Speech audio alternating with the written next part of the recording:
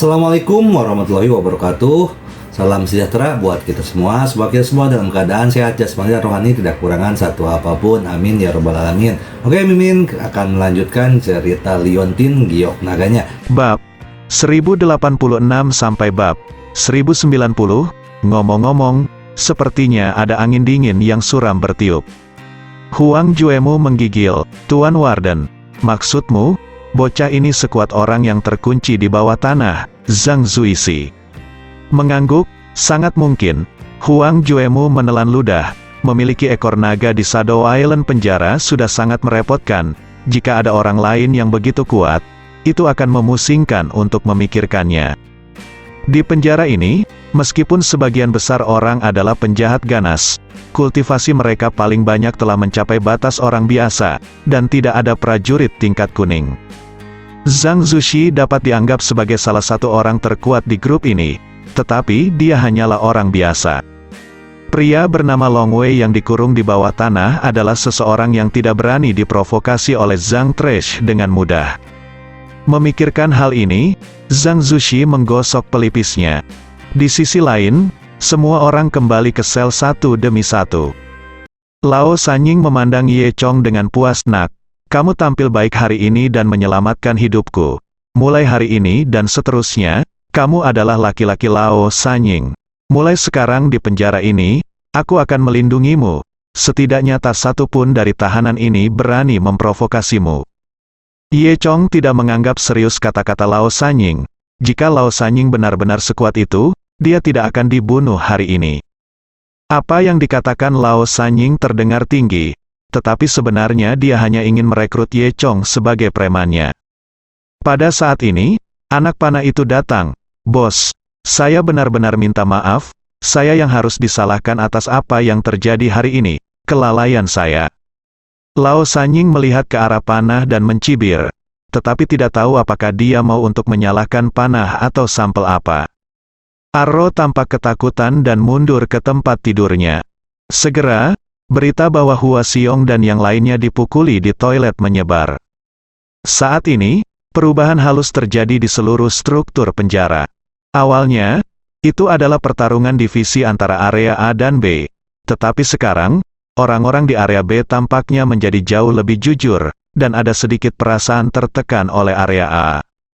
Hari ini adalah hari kunjungan bulanan penjara Shadow Isle. Lokasi penjara Pulau Bayangan istimewa, dan ada banyak terpidana mati, sehingga anggota keluarga mereka pun jarang datang ke sini untuk mengunjungi penjara. Biasanya saat ini sebenarnya sangat sedikit orang yang datang berkunjung ke lapas. Namun, hari ini, di penjara 501, dua anggota keluarga benar-benar datang mengunjungi penjara. Salah satunya adalah Limai, dan yang lainnya adalah Kirui. Pertama-tama, Kirui pergi lebih dulu, dan setelah Kirui keluar, Limai memasuki ruang tamu. Setelah keduanya kembali, Lao Sanying bertanya kepada Kirui dengan rasa ingin tahu, "Siapa yang menyeberangi lautan yang begitu cepat untuk melihatmu?" Karena Limai masuk setelah Kirui, Limai melihat siapa yang datang untuk melihat Kirui. Dia akan membuka mulutnya untuk berbicara, tetapi didahului oleh Kirui. Kirui berkata, "Itu salah satu kerabatku." Saat dia berbicara, dia memelototi Limai. Limai membuka mulutnya dan tidak berkata apa-apa. Semua orang tidak memperhatikan adegan ini, tapi Ye Chong melihatnya. Lao Sanying bertanya lagi kepada Limai, "Bagaimana denganmu?" Begitu dia menyebut dirinya, Limai menghela nafas, "Hei, jangan sebut-sebut, ini adalah pengacara palsu yang aku atur sebelumnya, niat asliku. Aku menyelinap ke penjara Pulau Dark Eagle, lalu dia membantuku keluar, dan kami berdua bekerja sama untuk menyelamatkan saudara laki-lakiku. Tapi sayangnya, aku datang ke tempat yang salah. Dogecoin ini tidak ada di penjara Pulau Dark Eagle. Dia menemukanku. Jadi dia datang ke sini, dia datang untuk meminta bayaran dariku." Mendengar ini, Lao Sanying dan Arro tertawa. Hari ini adalah hari lain dari pekerjaan yang berulang. Ye Chong melihat Hua Xiong dan beberapa bawahannya di ruang kerja. Semuanya masih memar dan bengkak. Pekerjaan rumah bahasa Inggris putra Zhang Zushi telah selesai. dan Li Mai tidak memiliki tugas lain hari ini, jadi dia terus memotong kertas dengan semua orang. Namun, Li Mai ini tidak tahu apa yang dia makan, perutnya rusak, dan dia pergi ke toilet lebih dari belasan kali berturut-turut. Awalnya semua orang tidak memperhatikan, hingga sore hari, ketika pekerjaan akan segera berakhir, sesuatu yang besar terjadi. Setelah Li Mai pergi ke toilet, dia kembali dan menemukan guntingnya hilang. Tahukah Anda, di dalam penjara, senjata tajam seperti gunting sangatlah berbahaya. Jika Anda memiliki gunting ini saat melakukannya, itu akan membunuh orang. Kehilangan gunting adalah hal yang tidak dapat diterima. Kebetulan Zhang Zushi keluar untuk rapat, dan seluruh penjara berada di bawah kendali Huang Juemu. Seluruh penjara segera menjadi berantakan. Tanpa basa-basi lagi, Huang Juemu pertama kali menamparkan Li Mai beberapa mulut besar, kemana perginya guntingnya. Li Mai berkata dengan wajah sedih, entahlah, aku baru saja pergi ke toilet, dan setelah aku datang kembali dari toilet, guntingnya menghilang, itu. Periksa pengawasan saya, teriak Huang Juemu. Ada pemantauan di ruang persalinan, tetapi peralatan pemantauannya sudah sangat tua, dan gambarnya buram. Di atas menunjukkan bahwa ketika Li Mai pergi ke toilet, banyak orang melewati meja Li Mai, termasuk anak panah. Siapapun dapat mengambil gunting di dalamnya, tentu saja, panahnya adalah yang paling dekat dengan meja. Namun, karena masalah kualitas gambar, tidak mungkin untuk melihat apa yang dilakukan panah tersebut. Mata Huang Juemu akan menjadi buta, dan dia tidak bisa melihat keluar bukanlah panah yang mengambil gunting. Dia bertanya kepada orang lain di sebelah Li Mai, apakah kamu melihatnya? Ye Chong tetap diam, tapi Lao Sanying berkata, saya tidak tahu, kami semua berkonsentrasi pada pekerjaan kami tidak melihatnya. Qi Rui menyesuaikan kacamatanya, saya juga tidak melihatnya. Pada saat ini, Arro mendengus dingin, Bos Huang, mungkin itu pencuri yang memanggil pencuri, mungkin saja Li Mai menyembunyikan guntingnya sendiri, dan mungkin dia ingin menyakiti seseorang, benarkah? Huang Juemu menatap Li Mai. Li Mai segera menjadi marah dan memarahi, Panah Nima, siapa yang kamu fitnah? Dia segera berkata kepada Huang Juemu, Bos Huang, aku benar-benar tidak mengambilnya, aku benar-benar tidak mengambilnya. Saya, Huang Juemu melambaikan tangannya. Lita dan sipir lain datang dan memukuli Li Mai di tempat, memang tidak ada gunting. Li Mai pernah ke toilet, cari aku di toilet, kata Huang Juemu lagi. Sipir menggeledah toilet lagi, tapi tetap tidak ada yang ditemukan. Huang Juemu memarahi, ini sangat aneh, kemana saya bisa pergi, pada saat ini, Li Mai berkata, Bos Huang, ketika saya menonton pengawasan barusan, bukankah panah melewati meja saya? Hal yang paling mungkin apakah dia membiarkan Sun pergi? Panah itu juga menjadi marah, kamu bajingan, siapa yang kamu jebak, apa yang saya lakukan dengan gunting Anda? Siapa yang tahu apa yang kamu lakukan dengan gunting saya? Mungkin kamu ingin membunuh bos, kata Li Mai. Arro berkata dengan wajah memerah, kentut, jika aku mengambil guntingnya, kamu akan menjadi yang pertama membunuh. Bos Huang, apakah kamu mendengar itu? Arro mengaku mengambil guntingnya, Li Mai mengambil kesempatan menjelaskan. Panah itu memarahi, aku akui Nima, Huang Juemu mendengus dingin, cari.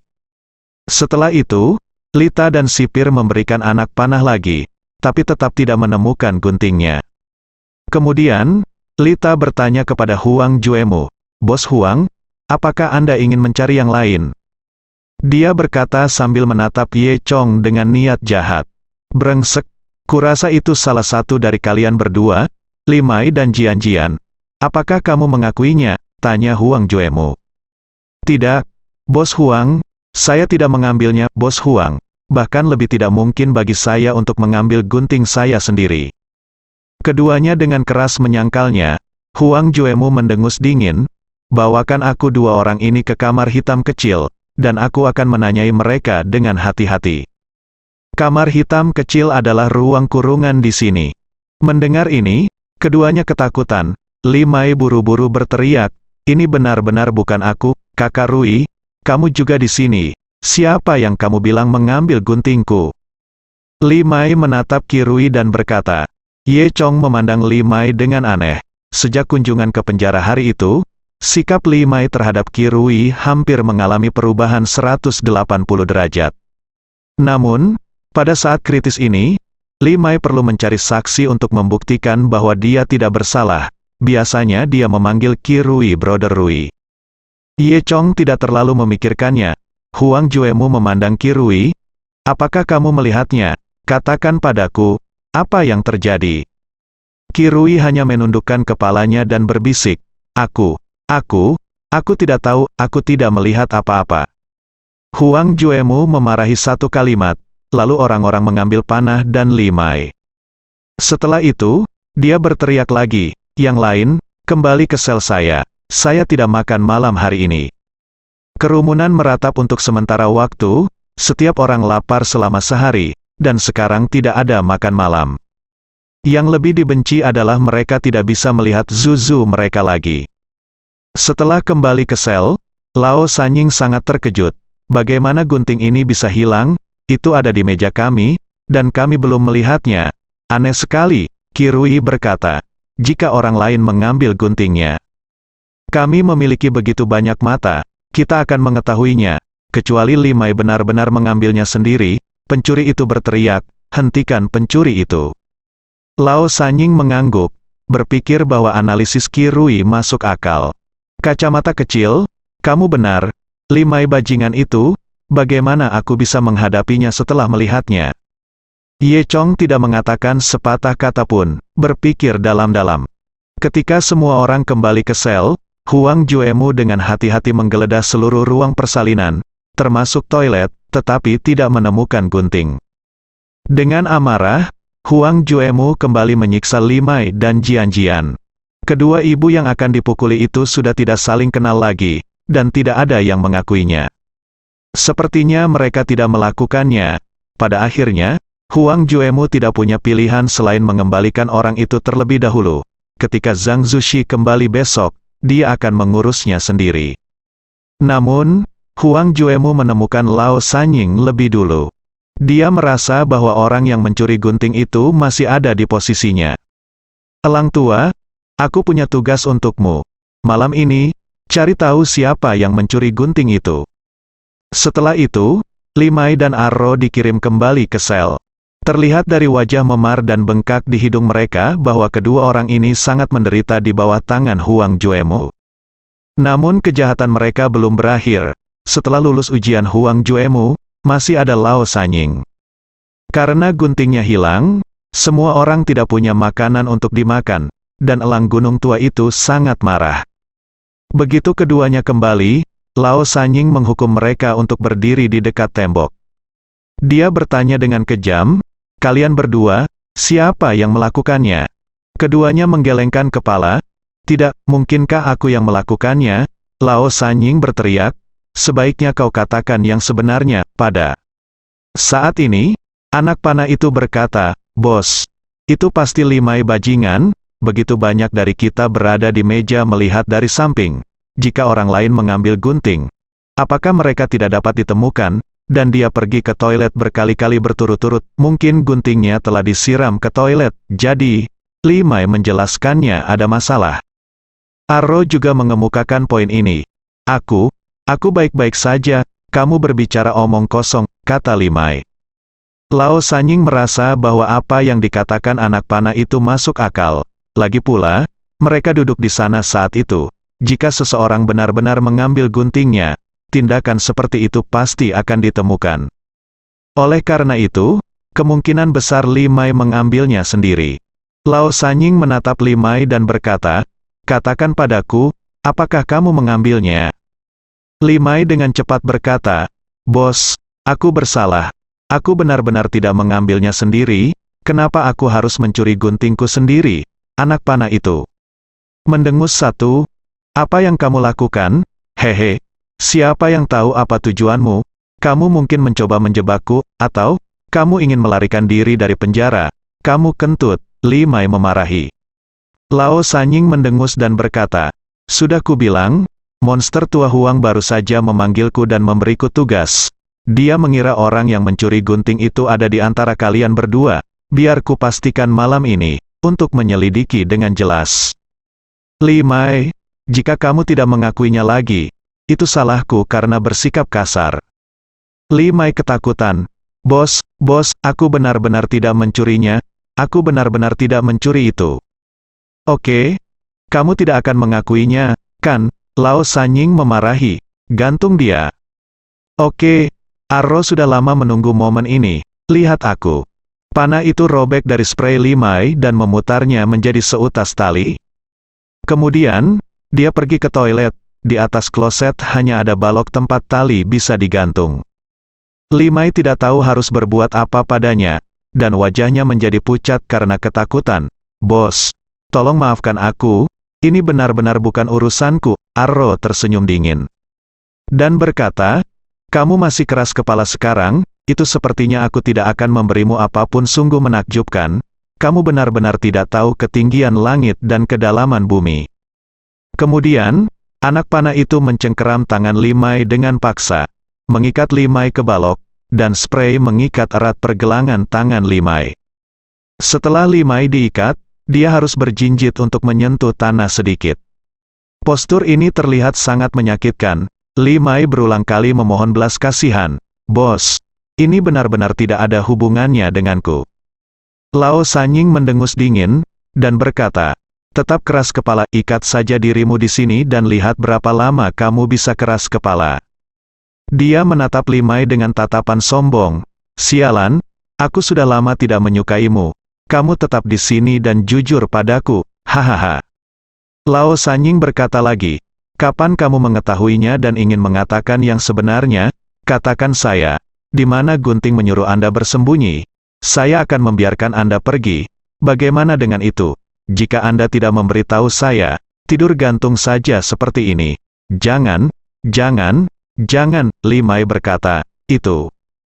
Rui brother, Anda harus membuktikannya untuk saya. Saya benar-benar tidak menerimanya. Brother Rui, tolong katakan sesuatu untuk saya. Bos, demi Brother Rui, biarkan saja saya pergi. Lao San Yingdu terhibur oleh Li Mai. Apa? Aku benar-benar ingin melihat wajah anak ini. Berapa nilai wajah anak ini? Li Mai masih berbicara.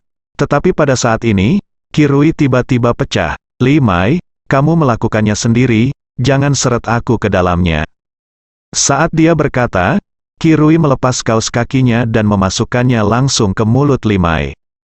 Li Mai membuat dua suara, wow, dan terdiam. Ye Chong mengerutkan kening, berpikir bahwa hari ini benar-benar aneh. Perilaku Li Mai ini aneh, dan perilaku Kirui sangat aneh. Mengapa Kirui mulai menggertak orang seperti Lao Sanying dan yang lainnya? Lao Sanying menepuk bahu Kirui dengan puas, dan berkata, benar, nak, kamu cepat belajar. Setelah itu, Lao Sanying mengabaikan Li Mai, menoleh dan pergi tidur.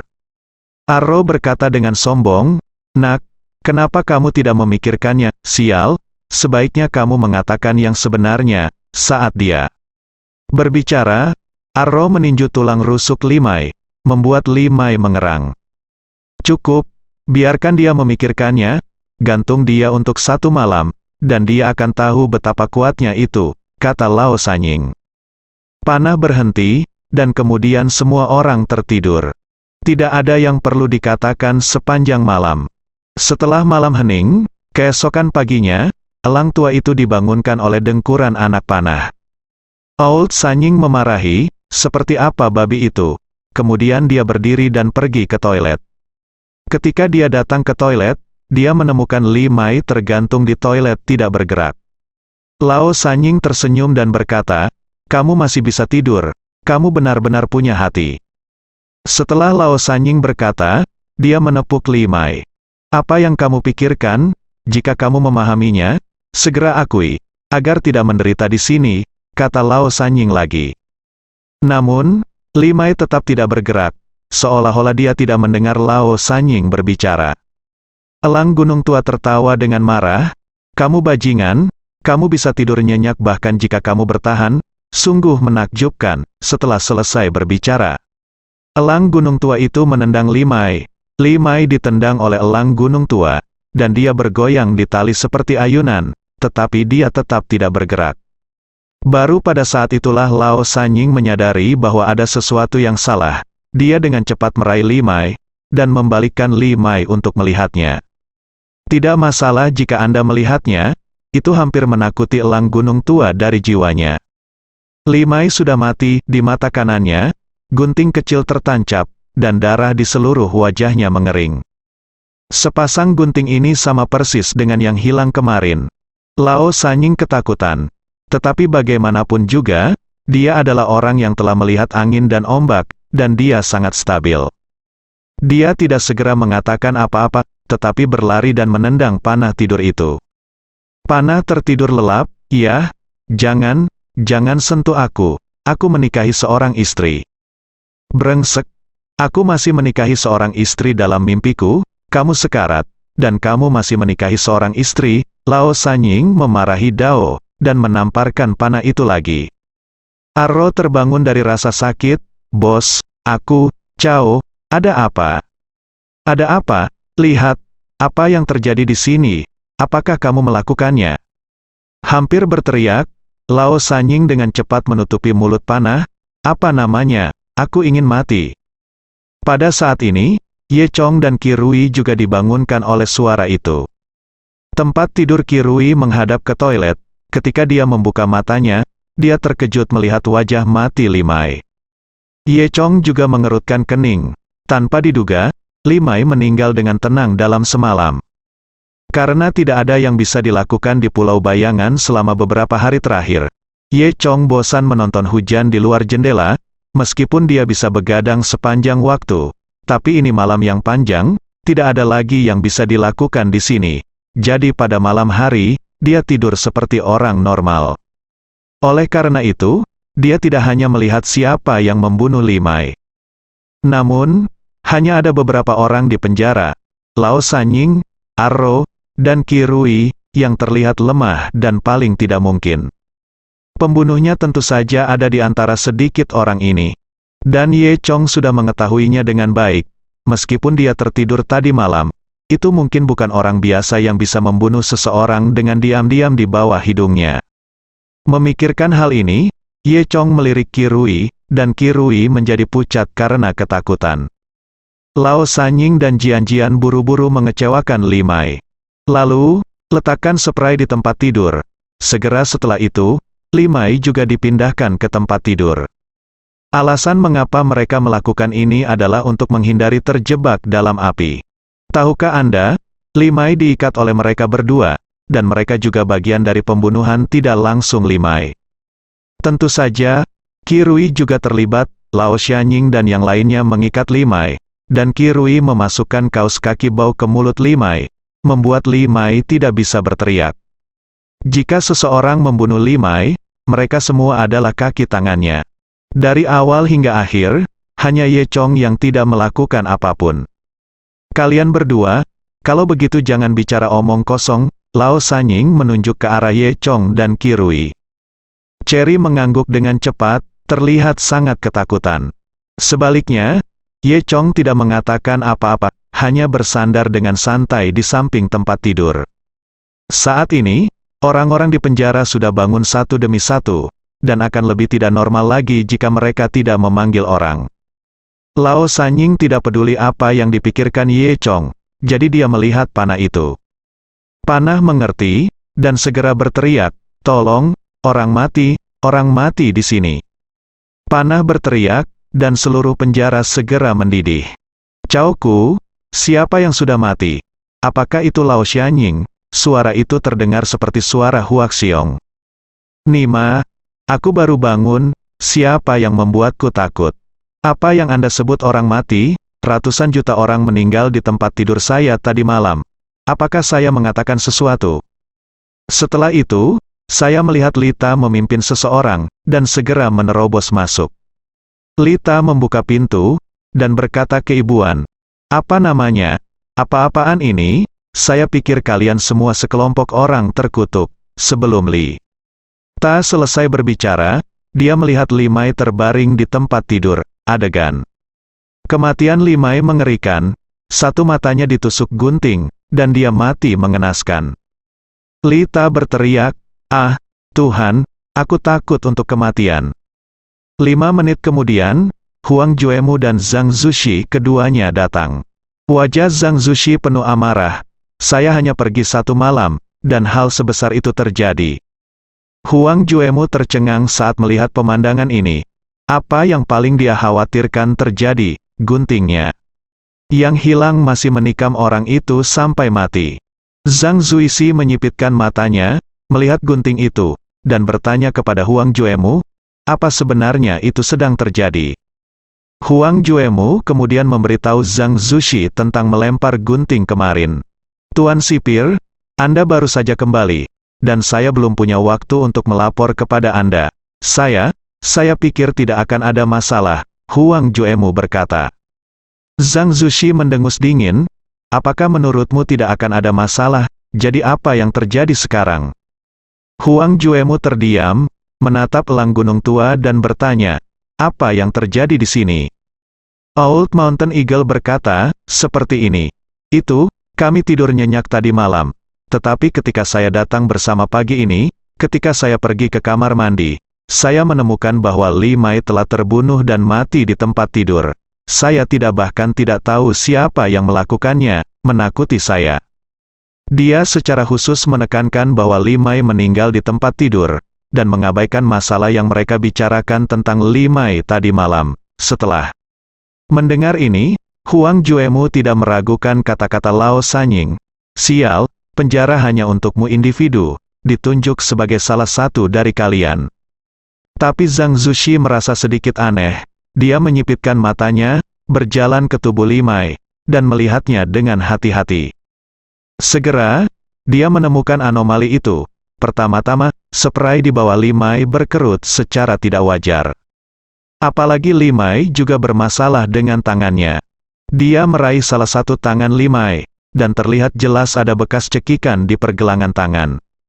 Selain itu, seluruh tangan Limai mengalami hematoma karena tidak ada aliran darah.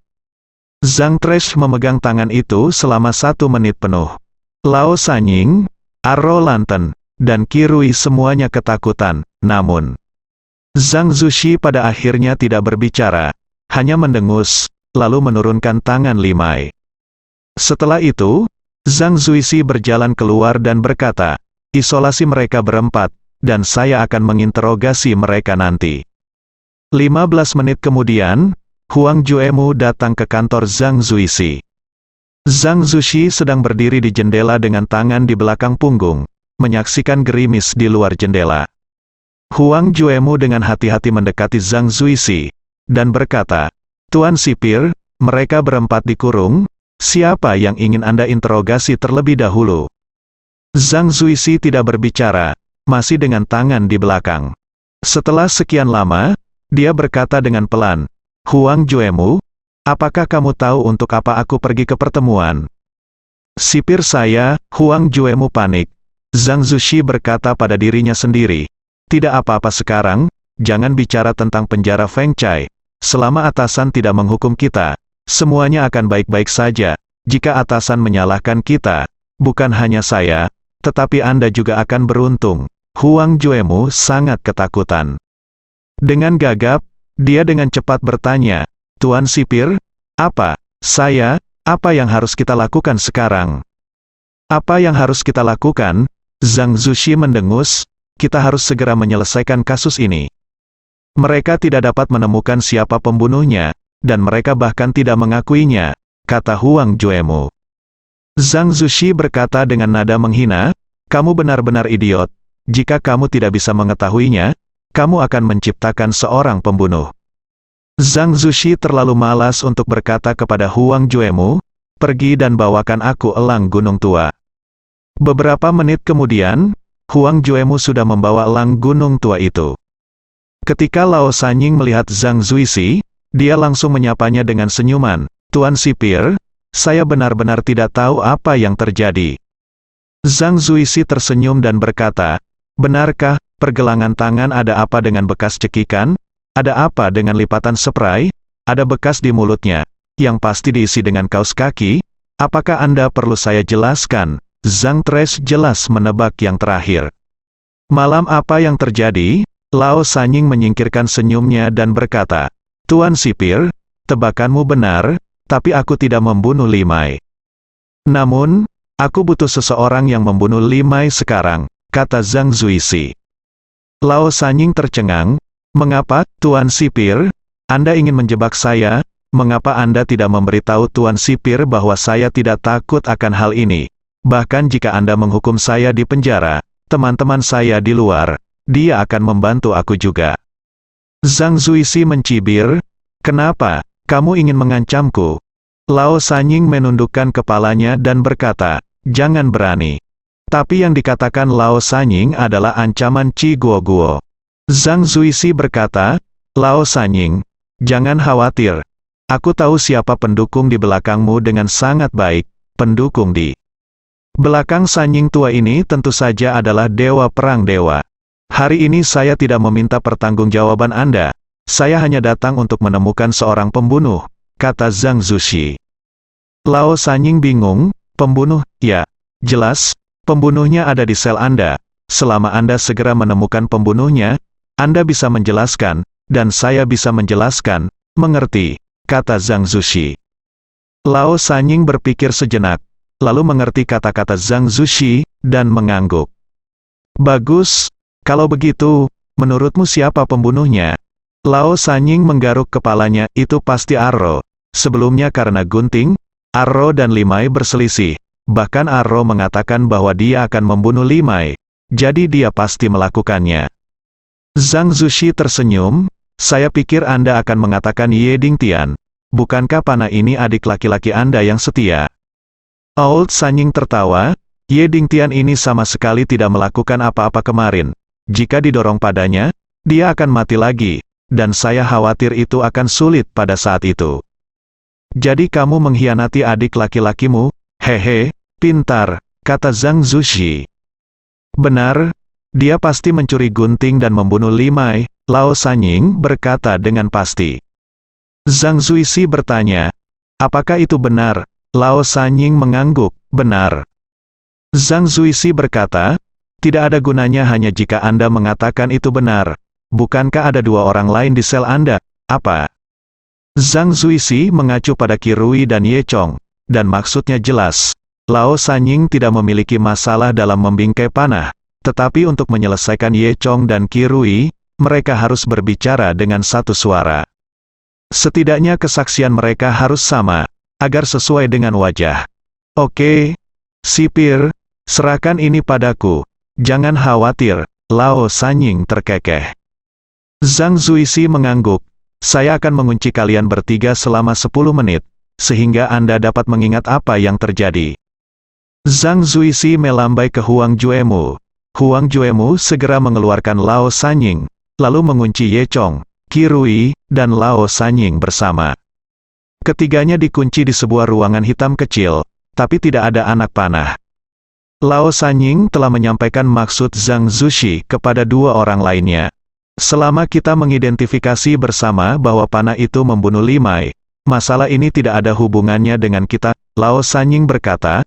Bagaimana, apakah kamu setuju? Qi Rui mengangguk, karena dia berpartisipasi dalam seluruh masalah. Jadi dia secara alami setuju dengan pernyataan ini. Lao Sanying memandang Ye Chong lagi. Kamu Dingtian, bagaimana denganmu? Ye Chong mengangkat bahu dan berkata, apa hubungannya denganku? Kamu Dingtian, meskipun kamu tidak berpartisipasi dalam masalah ini, kamu saya juga di penjara, dan saya tidak bisa lepas dari tanggung jawab. Apa yang saya katakan sekarang adalah yang terbaik untuk semua orang. Selama kita meletakkan semua tanggung jawab pada panah, bukankah kita akan aman? Lao Sanying berkata dengan sungguh-sungguh. Ye Chong masih tidak peduli. Berat, jangan berpikir bahwa kamu dapat melakukan apapun yang kamu inginkan karena kamu menyelamatkanku. Kamu harus mendengarkan aku tentang masalah ini. Lao Sanying berkata lagi, bagaimana? Apakah kamu setuju atau tidak? Ye Chong tersenyum dan berkata, apakah kamu mencintaiku? Katakan apa yang kamu inginkan. Apa hubungannya denganku? Bagaimana itu tidak ada hubungannya denganmu? Kita bertiga harus bersaksi bersama. Lao Sanying sangat aneh. Ye Dingtian ini biasanya sangat pintar. Kenapa dia tidak bisa mengetahuinya hari ini? Pernyataan semacam ini hanya memiliki keuntungan dan tidak ada kerugian baginya. Apa yang tidak bisa diakui oleh Ye Dingtian? Apalagi menurut analisa Lao Sanying, kecurigaan Arrow memang yang terbesar. Katakan padamu, inilah yang dimaksud sipir. Apalagi yang membuatmu tidak puas? Jangan bodoh, kamu harus melawan sipir, Lao Sanying berkata lagi. Ye Chong sedikit tersenyum, tetapi tidak berbicara. Faktanya, Lao Sanying benar, niat awal Ye Chong adalah untuk menghadapi sipir. Dia secara alami memiliki idenya sendiri. Segera, 10 menit sudah habis. Lao Sanying kembali dibawa ke kantor Zhang Zushi. Zhang Zushi sedang duduk santai di belakang meja saat ini. Dia baru saja menyeduh sepoci teh, dan aroma teh memenuhi seluruh kantor. Zhang Trash mengambil cangkir teh kecil, menyesap dari mulutnya, dan bertanya, apakah semuanya sudah selesai? Dengan kesimpulan, pernyataan ini bermanfaat bagi mereka bertiga. Kecurigaan mereka bertiga siapa yang tidak setuju, bukankah itu bodoh? Jadi Zhang Trash, tanya saja dengan berlebihan. Tapi tak disangka, memang ada orang bodoh. Lao Sanying berkata dengan ragu-ragu, ya, Ye Dingtian tampaknya sedikit tidak kooperatif. Apakah dia sakit jiwa? Mengapa dia tidak bekerja sama? Bukannya dia disebut pembunuh. Mengapa dia bekerja sama? Zhang Zushi menjadi marah saat mendengarnya. Old Sanying berkata, mungkin, otak Ye Dingtian ini tidak baik. Mengapa saya tidak kembali dan membujuknya? Zhang Zushi mendengus, meletakkan cangkir teh di atas meja dengan keras, dan dengan dentang, setengah dari tehnya tumpah. Suara itu membuat Lao Sanying sedikit gugup. Zhang Zushi sangat marah, bawakan aku Ye Dingtian. Beberapa menit kemudian, Ye Chong juga dibawa ke kantor Zhang Zushi. Lao Sanying melirik Ye Chong, dan berkata, nak, apakah kamu sudah memikirkannya dengan jelas? Ini adalah kesempatan terakhirmu, bagaimana? Jangan bodoh saat ini. Lao Sanying mengingatkan. Ye Chong lagi pula, Ye Chong masih harus menyelamatkan aku melewatinya sekali. Ye Chong, di sisi lain, tampak acuh tak acuh, dan berdiri dengan santai di depan Zhang Zushi. Apakah ada yang dapat Anda lakukan dengan saya? Zhang Zushi berkata dengan dingin. Bukankah Lao Sanying memberitahu Anda semua tentang saya? Biarkan saya bertanya lagi sekarang. Apakah panah itu membunuh Limai? Nada suara Zhang Zuisi penuh dengan ancaman. Tapi Ye Chong sedikit tersenyum, saya tidak tahu, saya tidak melihatnya. Lao Sanying dengan cepat mengedipkan mata pada Ye Chong secara diam-diam, bagaimana Anda bisa mengatakan itu? Itu jelas dilakukan oleh panah, apakah Anda tidak melihat itu jelas? Ye Chong tersenyum dan tidak berbicara. Zhang Zushi sangat marah. Saya akui bahwa Anda memiliki beberapa kemampuan, tetapi jangan berpikir bahwa Anda dapat melakukan apapun yang Anda inginkan dengan kemampuan kecil itu. Apakah Anda pikir saya tidak dapat menangani Anda? Berbicara. Zhang Zushi sangat marah dan memelototi Lao Sanying, kamu bisa kembali. Lao Sanying mengerti bahwa Trash ini akan menyerang Ye Dingtian. Dia memandang Ye Chong, diam-diam menggelengkan kepalanya, dan berkata pada dirinya sendiri, Ye Dingtian, bukan karena aku tidak menyelamatkanmu, tetapi kamu tidak tahu harus berbuat apa. Aku telah melakukan yang terbaik. Lao Sanying dibawa pergi oleh Huang Juemu. Di kantor, hanya Ye Chong dan Zhang Zushi yang diam satu sama lain, dan tidak ada yang berbicara. Beberapa menit kemudian, Huang Juemu kembali dan bertanya, Tuan Sipir, bagaimana kita harus menangani anak ini? Zhang Zuisi berkata dengan dingin, tempatkan dia di blok C untuk 1 malam, dan lihat apakah dia masih berpura-pura besok. Tentu saja, jika dia bisa bertahan besok. Wajah Huang Juemu berubah, Tuan Sipir, apakah ini benar-benar akan terjadi? Zhang Zuisi mendengus, karena kamu tidak tahu bagaimana hidup atau mati, jangan salahkan aku sama-sama. Di gedung penjara ini, awalnya hanya ada 2 area penjara, area A dan area B. Namun, ada ruang bawah tanah di bawah gedung, yang pada awalnya kosong dan kemudian ditempati oleh tahanan khusus. Oleh karena itu, tempat ini menjadi area C yang dikatakan Zhang Zuisi. Faktanya, ketika zona C disebutkan, semua orang di penjara menjadi pucat. Karena itu adalah neraka, dan itu adalah tempat eksekusi bagi para tahanan. Efek jera area C terhadap narapidana bahkan lebih tinggi daripada para sipir itu. Di blok C, hanya satu tahanan yang dikurung, tetapi ini adalah mimpi buruk bagi seluruh penjara. Penjahat ganas ini semua sangat takut padanya. Tahanan ini, bernama Long Wei, memiliki tingkat kultivasi yang sangat tinggi, tetapi dia adalah orang gila membunuh orang secara acak seperti menginjak-injak semut sampai mati. Orang ini awalnya tinggal di distrik A suatu malam, suasana hatinya sedang buruk dan memukuli beberapa penjahat sampai mati. Belakangan, para penjahat ini sangat ketakutan sehingga mereka tidak berani kembali ke penjara. Zhang Zushi juga pusing tentang hal ini, dan pada akhirnya dia tidak punya pilihan selain berdiskusi dengan ekor naga ini. Biarkan dia tinggal di ruang bawah tanah sendirian, dan sajikan makanan dan minuman yang lezat untuknya. Long Wei tidak peduli, selama ada makanan dan minuman yang enak, dia cukup puas. Di penjara Pulau Bayangan, sekali seorang tahanan menyinggung Zhang Tresh, atau jika Zhang Tresh ingin membunuh seseorang, dia akan dilempar ke area basement C. Hanya butuh satu malam, awalnya benar-benar masuk ke area C ketika keluar keesokan paginya, sudah menjadi mayat bobrok yang disiksa sampai mati. Oleh karena itu, tempat ini telah menjadi tempat eksekusi penjara Shadow Isle. Wajah semua orang berubah. Terkadang, seorang narapidana di penjara tidak patuh, dan yang perlu dia lakukan hanyalah menakut-nakuti dia dan menguncinya di area C selama satu malam. Dan narapidana tersebut akan langsung kehilangan akal sehatnya. Zhang Zushi sekarang akan mengurung Ye Chong di area C. Jelas dia siap membunuh Ye Chong. Bahkan, ketika Huang Juemu mendengar tentang area C, dia juga menunjukkan pandangan yang sangat enggan. Dia sama sekali tidak ingin mendekati tempat itu. Tetapi pada akhirnya, dia tidak punya pilihan selain memimpin tim, menekan Ye Chong, dan berjalan ke arah area C. Huang Juemu mengeluh sambil berjalan, "Kamu Ding Tian, mengapa kamu begitu picik? Apakah ada yang salah dengan otakmu? Sial, aku harus pergi bersamamu. Kamu akan menyesal ketika kamu sampai di sana." Tidak lama kemudian, mereka berjalan ke lobi gedung penjara. Sepanjang jalan, para tahanan dan sipir semua menatap Ye Chong, seolah-olah mereka mengantarkan tahanan hukuman mati. Lita berkata keibuan, "Yo, sayang sekali pantat yang bagus.